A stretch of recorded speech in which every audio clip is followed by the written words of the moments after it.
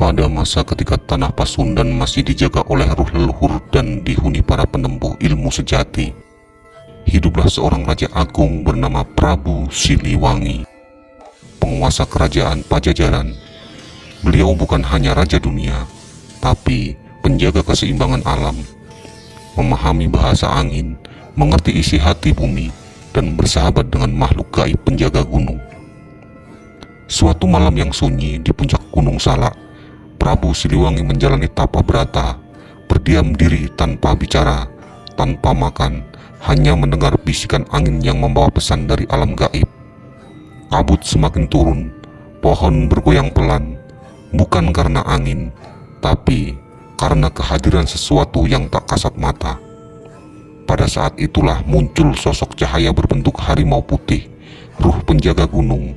Ia berkata, "Wahai Raja Pajajaran, manusia akan datang merusak hutan, mematahkan tulang gunung, menumpulkan nurani tanah.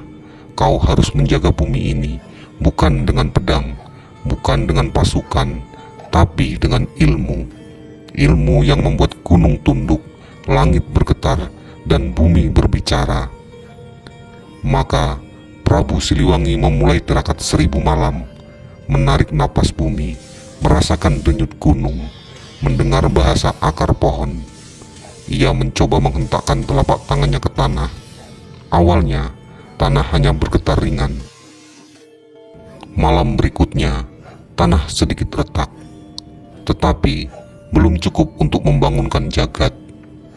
Hingga pada malam ke-1000, ketika bulan tidak bersinar dan dunia seakan berhenti bernafas, Prabu Siliwangi menghantamkan telapak tangannya ke tanah sambil mengucapkan ajian yang diberikan oleh ruh harimau putih.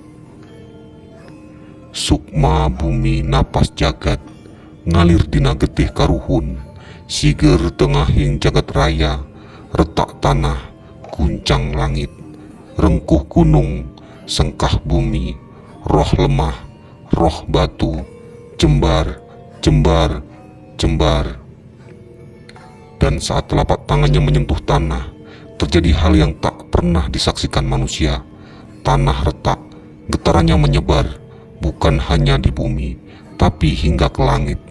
Kabut berputar, angin mendesir, dan dari dalam tubuh sang raja keluar cahaya putih berbentuk harimau, melompat dari raganya dan mengaum ke angkasa. Malam itu menjadi saksi lahirnya ajian rengkah gunung. Bukan ajian perusak, tapi ajian penjaga. Bukan untuk kesombongan, tapi untuk menjaga keseimbangan alam dan kebenaran. Bukan untuk menghancurkan dunia, tapi untuk mengingatkan manusia agar tak merusak bumi yang mereka pijak. Karena gunung tidak takut pada manusia, tapi manusialah yang seharusnya takut merusak gunung.